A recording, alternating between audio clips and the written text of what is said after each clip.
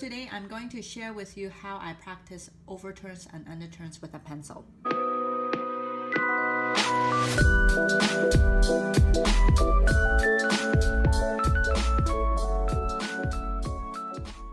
Hi everyone, this is Claudia from Kokoro No Melody. Before we continue, if you haven't watched my previous videos on posture and how to practice doing up and down straight lines with a pencil, make sure you watch those first. It's very important because we're building our drills step by step. One of the things we need to keep in mind when we're writing copperplate is the width of each letter, and its width is based on the width of the oval or the ellipse. So here's a list of all the drills we'll be working on. There is the overturn, underturn, compound curve, and we will do the ellipse at the end. Today I'm going to share with you how I practice overturns and underturns with a pencil. Here's the baseline, here's the X height, and this is the first ascender line. We're going to practice that overturn touching the first ascender line. Here's a list of what we'll be looking for when we're critiquing our overturn. So we're going to have light pressure going up at around the 1/3 mark. We're going to start turning, touch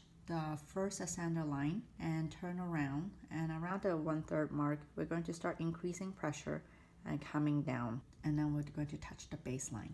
And both the upstroke and the downstroke will run along the 55-degree slant line. One tip I'm going to repeat again is we'll be breathing in as we go up, and then we're going to breathe out as we come down.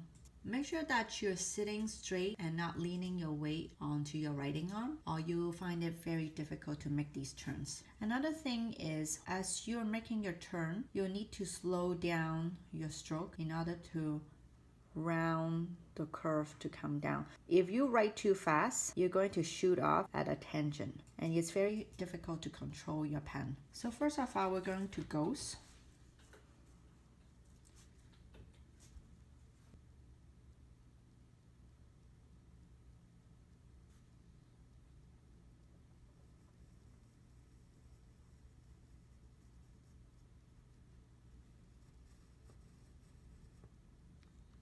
Okay, we're just going to take a look at the curve. I have a little bit of shakiness going on here because I don't really have any support down here.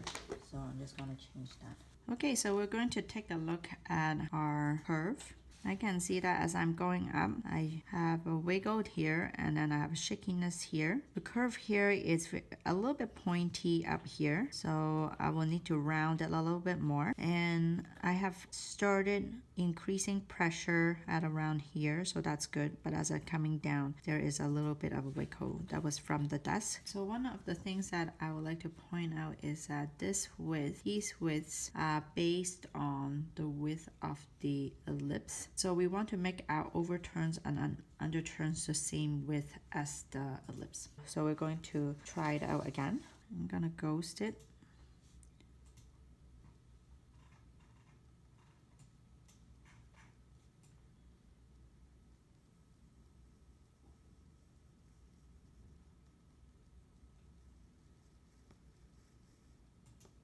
So here, I like how the line is really smooth, and then when I got to here, that's when I started increasing pressure. It looks like this line, there is a little bit of a bulging, so it's very slight, but it's still relatively on the 55-degree slant line, but we still want it a little bit straighter. When I'm coming down, it kind of curved in also, but overall it's not bad, but I overshot right here. So okay, one last time.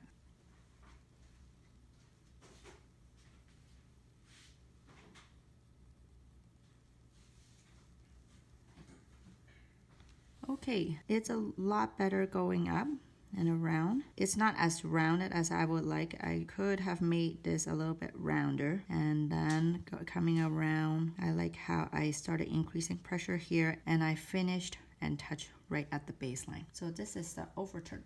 So next one we're going to continue is the underturn. As you can see, the underturn is going down with pressure, lighten pressure around the 1/3 mark, turn around, touch the baseline, and then we're going to go back up, and we're going to finish at the first ascender height. One of the things that you want to remember is for the underturn, you want to breathe out when you come down and breathe in as you come back up.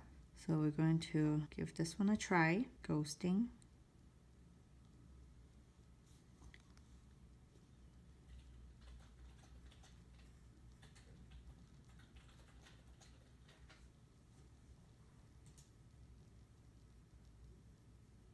Okay, coming down, I see a little bit of a wiggle here, but I like the fact that I have decreased pressure at this point already, and I have touched the baseline. And coming up is light pressure all the way, and it's very even shading. I think my underturn is slightly too wide compared to my normal ellipse or oval, so I'm going to give that one another try.